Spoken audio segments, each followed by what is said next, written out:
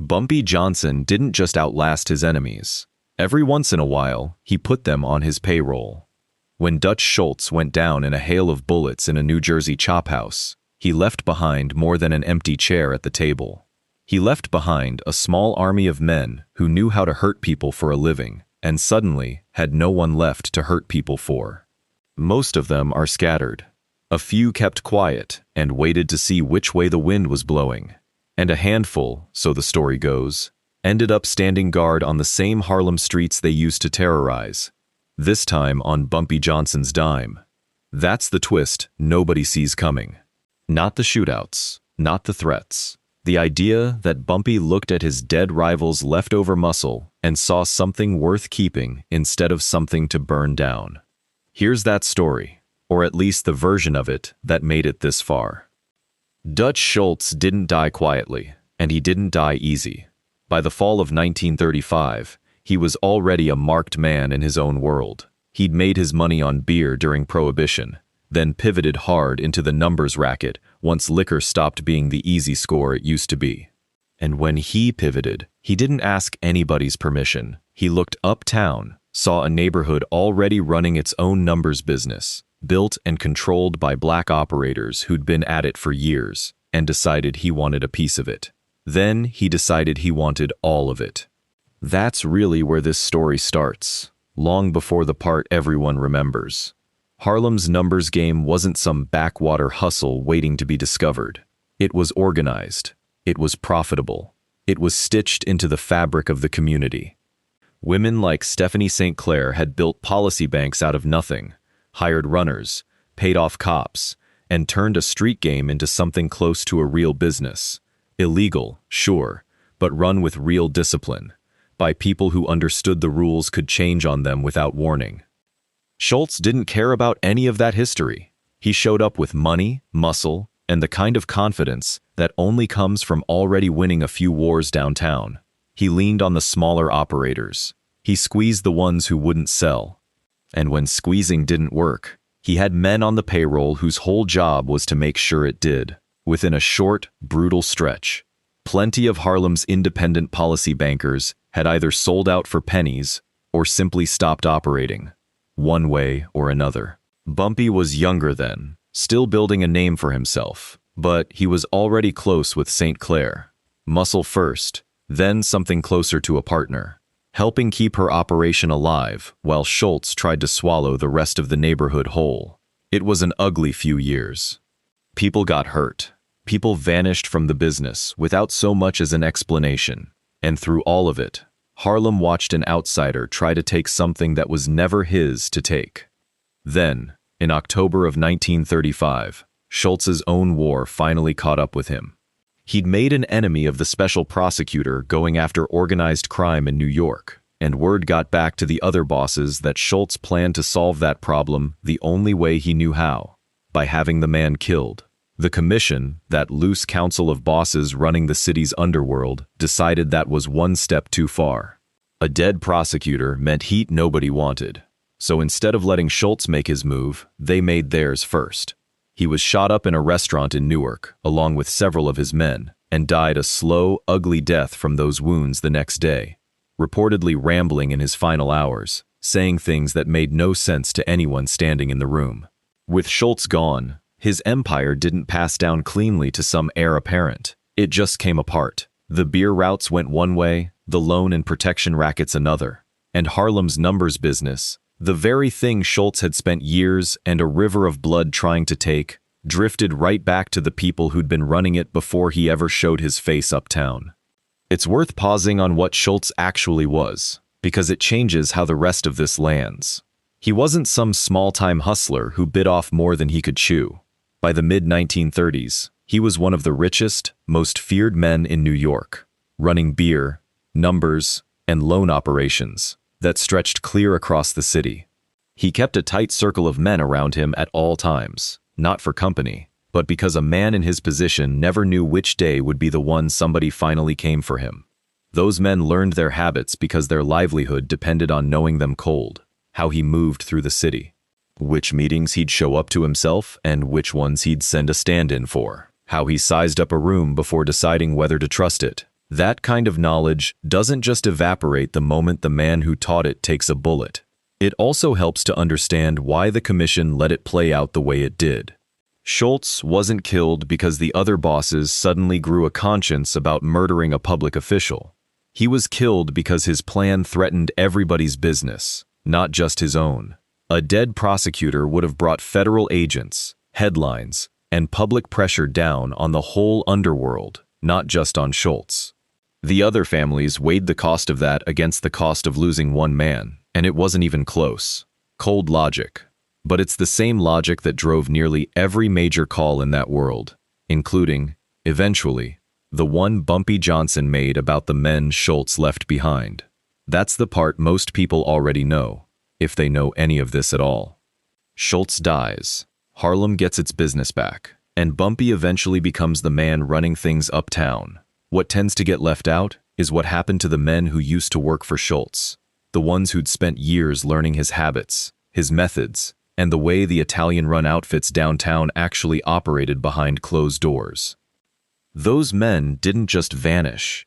They lost their boss, and that's a different thing entirely. A bodyguard or an enforcer working for someone like Dutch Schultz wasn't just muscle you rented by the week. Over time, a man like that turns into something closer to a walking case file. He knows which corners the mob keeps an eye on and which ones they don't bother with. He knows how a hit team scouts a location before making its move, what signals they use to warn each other, how they pick their entry points, and how they time everything around a police shift change.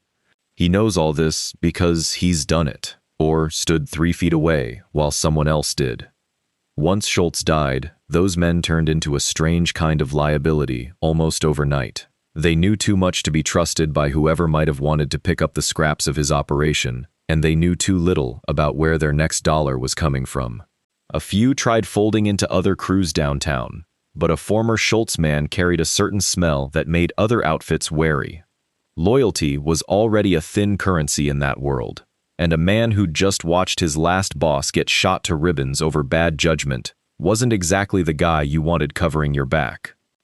A handful of them drifted uptown, not out of some grand plan, but because Harlem was one of the few places where the dust hadn't fully settled yet, and unsettled dust sometimes means opportunity. And here's where the story gets interesting, because instead of running these men out of the neighborhood, or worse, Bumpy Johnson is said to have done something nobody saw coming.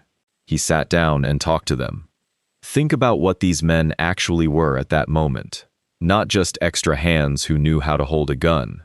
They were about as close as Harlem could get to an instruction manual on how the downtown outfits planned an incursion into a neighborhood that wasn't theirs.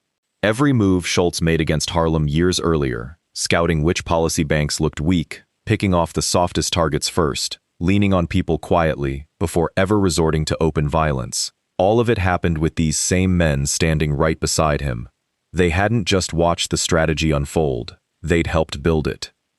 Most men in Bumpy's shoes would have looked at that history and seen nothing but the damage it caused. Bumpy looked at it and reportedly saw a blueprint. If Schultz's whole approach to taking a neighborhood had a shape to it, a pattern, then the men who'd helped draw that pattern were exactly the ones who'd recognize it the second somebody else tried to run the same play. The logic, at least as it's been passed down by people who lived through it, wasn't complicated once you actually heard it laid out. Bumpy wasn't sentimental about these men. He hadn't forgotten what Schultz's operation did to Harlem's business, or to the people who got hurt defending it. But he understood something practical too. These men had spent years learning exactly how an outside crew moves in a neighborhood like his. They knew the mechanics of an invasion from the inside because they used to be the ones carrying it out.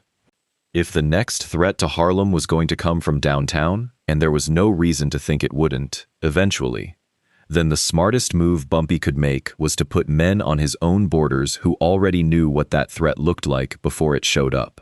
Not strangers jumping at shadows.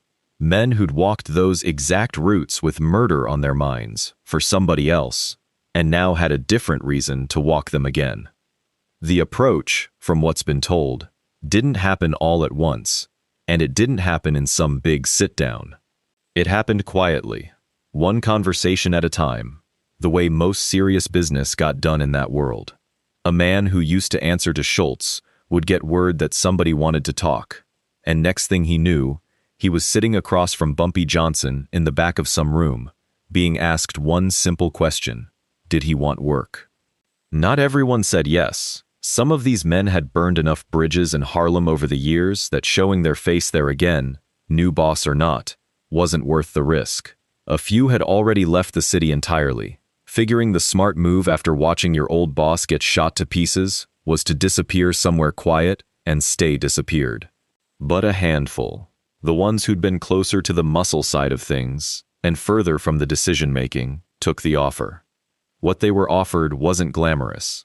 Nobody was handing them a title or a real seat inside Bumpy's operation. They were being asked to do the one thing they were actually good at: noticing when something was wrong before anyone else did. Watching the streets where Harlem's numbers business ended and the rest of the city began. Learning the rhythm of those blocks well enough that anything out of place, a car parked too long, a stranger asking the wrong kind of question, a pattern that didn't fit, would jump out at them immediately. It was border work, plain and simple. Harlem's numbers economy didn't sit behind walls or checkpoints. It lived on ordinary streets, in ordinary buildings, moving to the same daily rhythm as everything else around it. Protecting it meant knowing that rhythm so well you'd feel it the second it broke. For the men who used to work for Schultz, this was a strange kind of homecoming. They'd once been sent uptown to study these same streets so they could help take them. Now they were sent back to study the same streets so nobody else could pull off what they used to try. There's something almost poetic about the specific work they ended up doing. A border in a neighborhood like Harlem was never a line on a map. It was a set of habits. Knowing that a certain stretch of sidewalk usually had 3 or 4 regulars on it at any given hour, and clocking the moment a stranger lingered too long. Knowing which delivery trucks belonged on a block and which ones didn't.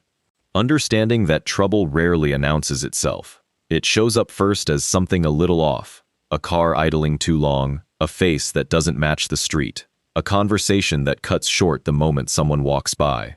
An ordinary lookout could learn to catch some of that over time. But a man who used to get paid to create exactly that kind of disturbance, who used to sit in those same idling cars, waiting for his moment, carries an instinct for it that most people take years to develop, if they ever do. That instinct is what Bumpy was really buying when he brought these men in. Not muscle. Not loyalty. Not yet anyway. Just a trained eye that had been pointed the wrong way for years, now aimed somewhere better. The early days weren't smooth, and nobody pretends otherwise. Trust in that world was never built on a handshake. It came from time, from watching somebody hold up their end when nobody was checking. Bumpy is said to have kept a closer eye on these new men than he ever needed to with people who'd been loyal to him for years. He started them small. Watch this block. Report on that pattern. Nothing more, until they'd earned their way toward anything that actually mattered. Then there was the matter of how Harlem itself felt about all this. These weren't strangers off the street. Some residents recognized the faces from the worst stretch of the Schultz years, back when beatings and threats were just part of doing business if you resisted. Seeing those same faces on the same blocks again, this time, supposedly, on the other side, wasn't something people swallowed easily. There was suspicion. There were arguments. Even some of Bumpy's own people questioned whether this was smart or just reckless, dragging men with that kind of history back into the fold. Some of that resistance came from people who'd personally lived through the worst of it. Runners who'd been beaten for refusing to sell their routes. Small operators who'd watched their livelihoods swallowed whole almost overnight. For them, this wasn't some abstract question of strategy. It was a memory walking around in the flesh. No explanation about usefulness or long-term thinking was going to erase that kind of reaction, and Bumpy seemed to understand that better than anyone. He didn't try to talk people out of how they felt. He just made it plain that these men answered to him now, played by his rules, and would be dealt with fast and permanently if they ever stepped outside them. That line, cold and unemotional as it was, seemed to land harder than any explanation could have. Bumpy's real answer, if you want to call it that, wasn't a speech, and it wasn't a request for anyone's blessing. He let the arrangement prove itself. If these men did the job and stayed useful, the doubts would fade on their own. If they didn't, he'd handle it the same way he handled anyone who stopped being useful to him. That says something about how Bumpy actually led, as opposed to how the stories tend to flatten him. He wasn't running Harlem's numbers business on fear alone, and he wasn't running it on popularity either. He ran it on decisions that held up under pressure, then let the results do the talking. People could disagree all they wanted, plenty did, but arguing with results is a lot harder than arguing with intentions. If the former Schultz men caught something real, the argument was already over. If they didn't, the argument would have settled itself in a far worse way, and everybody knew it. There was a quieter calculation underneath all of it too, one that had less to do with strategy and more to do with reading people. Bumpy is remembered by those who knew him as someone who paid close attention to a man's situation, not just his past. A man with nowhere left to go and something left to prove tends to work harder than a man who's comfortable and has options.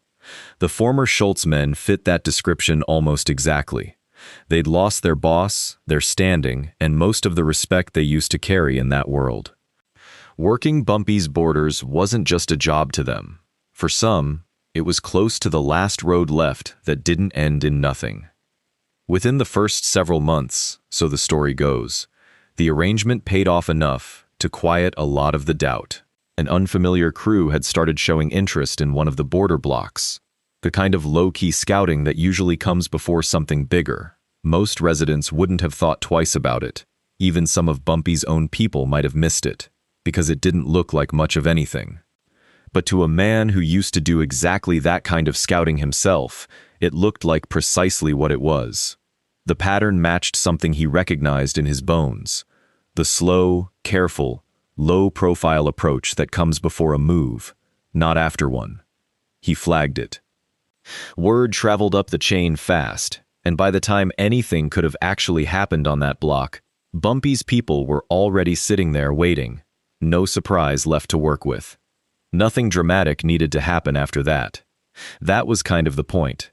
Whatever the threat actually was, it backed off the moment the surprise was gone. No shooting, no bodies, no story to spread through the neighborhood. The way the Schultz years had been full of exactly that. Just a quiet non-event, which in this line of work is usually the best outcome you can hope for. It's worth noting what this arrangement never turned into, because that says as much as what it did become. Bumpy never fully folded these men into his inner circle. They didn't get a seat at the table when real decisions were made about the numbers business, and they were never trusted with anything that could hurt him if it leaked back downtown. Their job stayed narrow. Watch, report, recognize patterns. Nothing more. Small detail, but a telling one. Bumpy wasn't sentimental enough to pretend these men had become family. He was practical enough to use exactly what they were good at, and disciplined enough to give them nothing beyond that. That's the piece of this story people tend to lose when they focus only on the more violent chapters of Bumpy Johnson's life. What made him effective wasn't just a willingness to fight, though he had plenty of that when it came down to it. It was a willingness to look at a resource nobody else would touch and figure out how to put it to work. Most men in his position would have seen Schultz's leftover muscle as a debt to collect, no matter how much time had passed. Bumpy looked at the same men and saw information that happened to walk and talk, information he could point in a new direction. Over time, this stopped feeling like an unusual arrangement and started becoming something closer to standard practice, at least in the way the story's been handed down. The men who'd come over from Schultz's operation were never the whole of Harlem's defense, not close. Most of the people watching those borders were Bumpy's own, people who'd been with him for years, people the neighborhood already knew and trusted. But scattered among them were these former outsiders, doing quiet work suited to what they knew, folded into a system that put their old knowledge toward a new purpose. It shifted, at least a little, how people in that world thought about loyalty. Downtown, in the mob world, a man who switched sides after his boss died was usually written off as damaged goods. His value gone, the moment his old organization collapsed. Harlem, or at least Bumpy's Harlem, saw it differently. A man's past didn't automatically disqualify him from being useful in the present, so long as what he offered now outweighed the risk of what he used to be. That idea, more than any single incident, is probably why this piece of Bumpy Johnson's story stuck around the way it did. It was never just about beating back outside threats.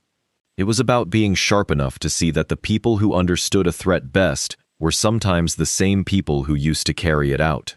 None of this happened in a vacuum. Harlem was still adjusting to life after Schultz, still figuring out how power would settle once the dust cleared. Other operators downtown were watching closely to see whether Harlem's numbers business would stay independent now that its biggest outside threat was gone, or whether somebody else would eventually try what Schultz had started and never finished. Putting former Schultz men on the borders wasn't only about catching the next threat before it landed. It sent a quieter message too. It told anyone paying attention that Bumpy wasn't simply rebuilding what existed before Schultz ever showed up. He was building something that had actually learned from the experience, something that had studied its enemy closely enough to absorb pieces of him instead of just surviving him. That message traveled further than Harlem itself. Other neighborhoods, other operators around the city, watching from a distance, could see the same thing playing out. A neighborhood that had just survived one of the ugliest takeover attempts in the city's underworld wasn't just recovering. It was adapting in a way that made a second attempt harder to justify. That kind of reputation never needed announcing. It spread the way reputations always spread in that world, through backroom conversations, through cautious questions asked before anyone made a move, through the simple fact that fewer people bothered trying. And that mattered more than people sometimes give it credit for. In a world built as much on reputation as on firepower, being seen as someone who got smarter after a war was worth nearly as much as winning it. It told the next ambitious operator, eyeing Harlem's borders, that whatever plan he came up with had probably already been thought through by someone who used to plan that exact kind of operation for a living. As the years passed, most of these men faded quietly out of the picture, the way a lot of figures from that era eventually do. Some moved on to other work. Some simply aged out of a job that required standing on a cold corner, paying close attention to strangers, hour after hour. A few are said to have stayed close to Bumpy's operation for years, trusted in a limited way that never quite matched the trust given to people who'd been loyal from day one. But real trust all the same, the kind that only gets earned slowly, through repetition, never handed out for free. There's a wider pattern here too, bigger than this one arrangement. Harlem in this era wasn't just defending a business. It was defending the idea that a black-run enterprise inside a black neighborhood could survive contact with the far larger, far wealthier organizations running most of the rest of the city. Every time an outside crew got turned back, that idea got a little more solid. Every time Harlem's numbers business held its ground, instead of getting swallowed the way so many independent operations downtown already had, it made the next attempt a little less likely, because word traveled fast in that world, and reputation counted for more than most outsiders ever understood. Bringing in men who used to work for the enemy fit right into that larger pattern, strange as it looked on its own. It was never just about catching one threat before it landed. It was about building a defense that kept getting sharper instead of freezing in the shape it was born in. Most operations, criminal or otherwise, tend to keep doing things the same way, long after the world around them has moved on. Bumpy's willingness to pull lessons from wherever he could find them, even from men who used to stand on the wrong side of those lessons, meant Harlem's defenses kept evolving instead of standing still. Looking back, this small, strange chapter says something real about how Bumpy Johnson actually operated, well beyond the more famous stories people usually reach for. He wasn't only a man who won fights. He was a man who paid close attention to what made his enemies effective, then found a way to turn those same tools on their heads. Hiring the muscle of a man who once tried to take his neighborhood by force wasn't forgiveness, and it sure wasn't sentiment. It was a cold, practical read on where real value sat, even buried inside the wreckage of a defeated enemy. Harlem's numbers business kept running for years after all this, weathering other threats, other negotiations, other close calls with the bigger organizations downtown. Not every telling agrees on the smaller details, how many men were really involved, which streets they actually watched, which incidents genuinely tested whether the arrangement would hold. Stories from that world rarely come with paperwork attached, and most of what survives is closer to neighborhood memory than documented fact, shaped by decades of people passing it along the way it was passed to them. But the core of it holds steady across every version, and that consistency is usually a sign that something real sits underneath, even if the details have shifted with each retelling. Dutch Schultz spent years trying to take Harlem by force and lost. When his empire came apart, some of the very men who'd helped him try it ended up on the other side of that same fight, helping protect the exact neighborhood they'd once been sent to threaten. It's a strange kind of ending for men who spent their careers as instruments of pressure and intimidation. And it's a strange kind of decision for the man on the receiving end of that pressure to have made, choosing to pull former enemies close instead of pushing them out for good. There's a version of this story where Bumpy just hunts these men down, settles old scores, and moves on. And honestly, given everything Harlem went through during the Schultz years, nobody would have blamed him for going that route instead. It's the easier story to tell, the more expected one, the kind of ending that fits neatly into how people usually picture that world working. Enemies get punished, debts get collected. The story closes with a clean sense of justice served. That's not the story that survived, though. Not the way it gets told uptown.